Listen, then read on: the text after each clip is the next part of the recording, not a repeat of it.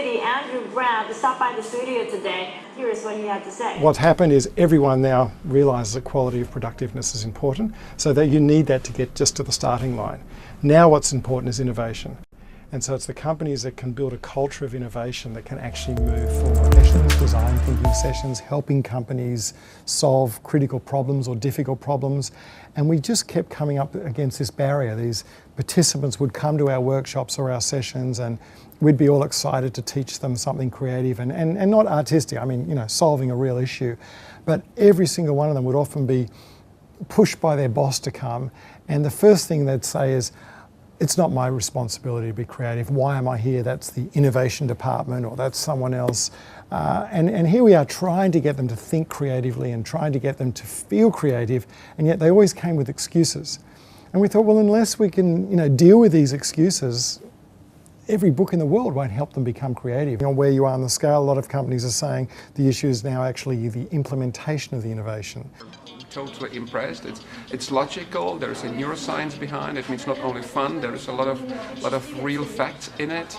Overly imaginative and overly loaded with tools and ideas. Because we put it into the context of innovation and the company as such, it makes it first more credible. It makes it more actionable for us. It was the best training engagement program we've ever had. Great workshop, great learning experience, and one that I think you ought to take advantage of. Truly exceptional for our team.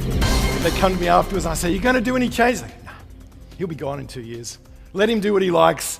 So for 20 years, the hotel stays the same because the mentality is, it's just moving too fast. I just can't keep up. There is a clock that is getting faster and faster. And the only way we can keep up with that clock getting faster and faster is to innovate faster and faster. It's just you and me. Just you and me. They don't exist.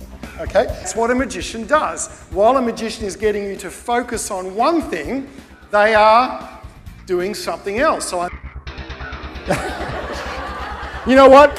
I got to do this 2 more times today, and if I'm sick, you can take over because I think you are. Except you need to face this way because you got to put it in this ear so they can't see it. This is magic. This is magic. Thank you. Particularly big surf, but on a reef break with coral reef underneath it, the wave picked me up and threw me headfirst into the reef. When I came up, I put my hand in my head and I discovered a hole about that big. When you have an accident like I had, every single neuron in my brain that was alive and awake and functioning moved across to the old part of the brain to try and say, Andrew, fight or flight, you must survive. Most of us spend most of our time in the workplace functioning on the reptilian part of our brain. Addiction to your email can be actually lower your IQ more than smoking marijuana. Do you smoke marijuana? But stress, come on in. It's cool to hang out with stress. It's cool to say, how are you today? I'm busy, here's my friend Stress.